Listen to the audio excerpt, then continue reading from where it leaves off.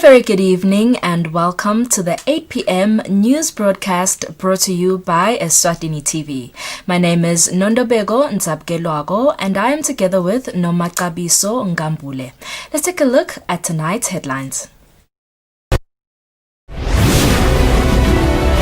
The acting minister of ICT says people in the Kingdom of Eswatini should remain vigilant online to achieve the kingdom's target of ending cybercrimes and ensuring cybersecurity. Over 21,000 laid-off employees have benefited from the Unemployment Benefit Fund that was established by government. The Parliament Select Committee has recommended that the age limit for import cars known as Dubais be 11 years.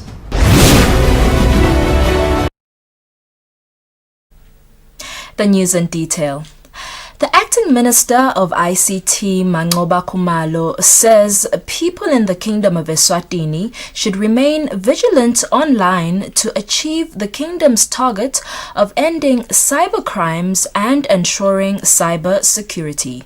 The minister was speaking during the launch of the Eswatini Cybersecurity Awareness Campaign that was held at the Royal Villas Hotel in Zulwini.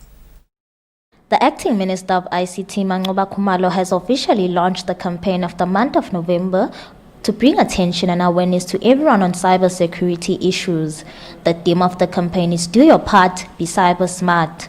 The acting minister of ICT, Manqoba Khumalo, says creating awareness on cybersecurity is a collaborative effort between government and industry to ensure every citizen is safe. Cyber criminals are very constantly finding new ways to infiltrate the internet. And because of the nature of the internet, it is easy for these criminals to go unpunished. In fact, it's easy for them to go unnoticed and undetected. Furthermore, many of those who use the internet are oblivious, are unaware of the threats that may exist and therefore may not know how to detect such risks and how to deter these criminals. There is therefore much work to do to strengthen cybersecurity as a key foundation of our digital economy. The chairperson of the Eswatini Cybersecurity Outreach and Capacity Building Group, Dr. Andile Metula, says this month they will engage in a lot of activities to create awareness on cybersecurity, such as educating students at tertiary institutions in the country. We also ran content on radio and on TV. Our message, Honorable Minister, in 2019 to Eswatini was to be cyber aware and to be cyber smart. Honorable Minister, in 2020, we will continue to have weekly themes. Week 1, we will be saying to Eswatini, take stock and secure your device. That is what we'll be saying this week. Sukela itolo bekunene is week 1 because itolo bekung the 1st of November. During the launch, a website created by the Cybersecurity Outreach and Capacity Building Group was launched as a website which will serve as an information resource and platform for reporting incidents. For Eswatini TV News, I'm Temalange Ndlamini with Muslim Konda, Ezulwini. We'll now take a look at a statement from the Ministry of Public Works and Transport. The Ministry of Public Works and Transport would like to inform the public and service providers of the Central Transport Administration that processes to pay outstanding debts has commenced. In a statement issued by the Principal Secretary in the Ministry of Public Works and Transport, Kangeziwe Mabuza, these are payments for services and supplies extended up to the 31st of March 2020, with a few supported payments for the current financial year of 2020-2021. The PS says the Ministry of Finance and Treasury Department are assisting to expedite the processes and payments. Mabuza says any inconvenience is highly regrettable. 21,331 workers have benefited from the Unemployment Benefit Fund so far, and 119 companies as well.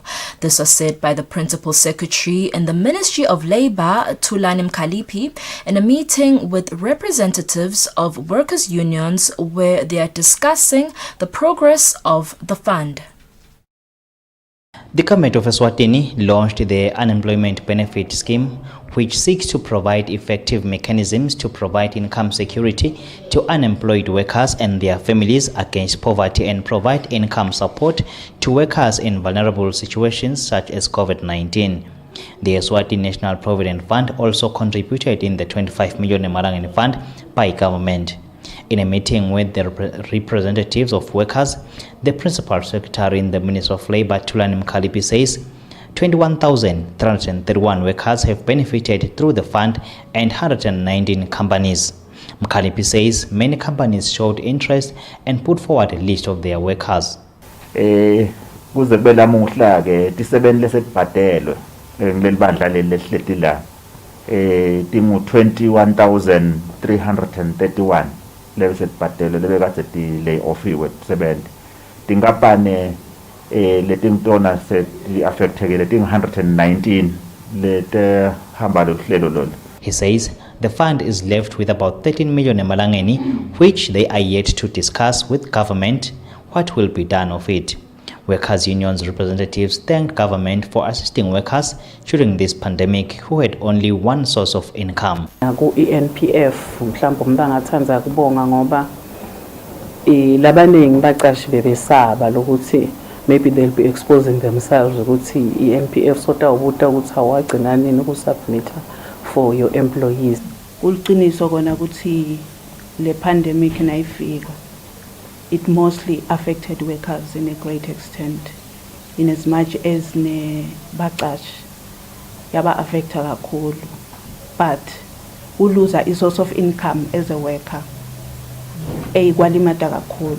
They applaud the Provident Fund for overlooking some issues, including some companies who have not submitted what is due to the Provident Fund. With more sectors and businesses now open, the Ministry of Labour receives less requests for the Benefit Fund. I am Kian MCB for Eswatini TV News, Babane. The House of Assembly has passed the Export-Import Bank of India Loan Bill number 3 of 2020, which will give government authority to borrow over 169.4 million Emalangeni from the Exim Bank of India. The loan will be used to construct a disaster recovery site, which is phase 2 of the Royal Science and Technology Park. The adoption of the report of the loan bill was moved by Manzini South Member of Parliament Tandi Ngumalo and seconded by Nzingeni Member of Parliament Lutfo Dlamini. The MPs said the loan would be repaid by the Minister of ICT and not government, despite it being borrowed by government. The MPs say loan terms will be better if the loan is taken by government than they would be if taken by the Royal Science and Technology Park. Tinkampani letifuna kungena lapha inhlonishwa tisebenzise lesakhiwo kepha-ke asikhoni kwenta ama-agreements inhlonishwa speaker bangakabi nesiqiniseko sokuthi vele sitawakhiwa lesakhiwo. The number 2 yini bahlonishwa, it simply means nangabe sitawu-attract abantu ukuthi batobeka idatha yabo la bayabuta lokuthi nakungasha lapha, how safe is our data? Kufuneka kube nale indlela ukuthi ilena le noma kungasha la lokusho ukuthi these two structures, in order for them to work, they don't have to be together. The report was then debated by MPs. Layele kakhulu kulenzaba ukuthi onke lamapoint ngibhalile seba kakhulumile Mr Speaker.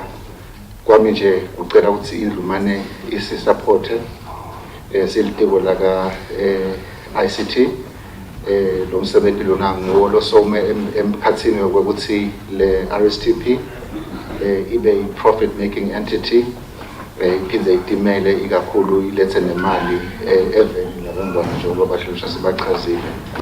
La Southern Africa cishe lesakhiwo lesikhona nale data recovery site masekuphelele cishe umntaba yesithathu ngokukhulu la Southern Africa. So kuyasho ukuthi kuyalibeka nelive kumele. The disaster recovery site is at Kalanga area in the Lubombo region. MPs asked that people from around the earmarked area be considered for business opportunities when the construction starts. The bill was then passed. For Eswatini TV News, Timgos Mavimbela, Parliament. The Select Committee on the petition from employees of import car dealerships has tabled its report in Parliament. One of the committee's recommendations is that used motor vehicles that require permits should not be older than 11 years at the date of purchase. Minister of Finance Neil Regenberg had earlier issued a legal notice placing the ceiling at 7 years. Locals will be able to buy import cars, popularly known as Dubais, that are not older than 11 years at the date of purchase. This is if members of parliament will adopt the report of the Select Committee on the petition from employees of import car dealerships. Minister of Finance Neil Reichenberg had earlier issued a legal notice stating that import cars that would be given permits in the country would be those not older than 7 years. Members of Parliament voted that this should be increased to 12 years. The House then elected a select committee which was chaired by Lobamba Lomtsala Member of Parliament Maui Kumalo. The committee was given 5 days to work on the matter and the report was tabled by Kumalo today. The report states that the recommendation should come into effect from December the 1st, 2020 to 30 November 2022. From December 2022 to November 2023, the years will drop to 10 years. From December 2023 to November 2024, the years will drop by a further year, while from December 2024, the years will drop to 8. The committee found that the import car industry is not regulated. It also found that other SADC countries have dropped the number of years for import cars to 8. The committee further found that SACU revenue has dropped from 21% to 7% because of importation of goods from non-SACU member states. Import cars constitute this. The report states that there is a need to regulate the import car industry. For Eswatini TV News, Temgos Mavimbela, Parliament. The Anti-Corruption Commission is currently working on 327 cases of corruption where 48 of them have been dealt with. The director of the Anti-Corruption Commission, Jabu Phakathi, applauds the nation for the continued support where they call using the toll-free number and report suspicions of corruption. When the 11th Parliament took term in 2018, the nation was concerned with the high level of corruption in the country, which derived the country's progress, where they further asked the Prime Minister and the ministers to fight corruption. The news crew spoke with the director of the Anti-Corruption Commission, Jabu Phakathi, to find out if there are any cases of corruption that they are working with and if any suspects in relation to corruption have been convicted. The Commission is currently investigating 327 cases, of which 4 of them are ready for warrants of arrest. We have finished about 48 of them, which were investigated and closed for lack of evidence. Eswatini are using the toll-free number, and we are very grateful because we are receiving cases or allegations of corruption, which is a very good thing, and we do encourage them to keep on reporting. You also spoke about the challenges. We are having a number of challenges, some of which emanated this year. They range from COVID-19, of which our work was slightly hampered because there was a lockdown, and also some of our investigators had contracted the virus, but we are grateful that they are now well again and they are back at work. The other challenges are challenges that are constant. They are always there. They include inadequate human resource. which we are having about 16 investigators versus an average caseload of about 10 cases, which does slow down our work a bit, but we are grateful that we are continuing working. She says the public so far is playing a good role in making use of the toll-free number and alerting them of any suspicions. She says the judiciary is an independent body, thus they do not have a working relationship with the judiciary. I am Kian Msibi for Eswatini TV News, Mbabane.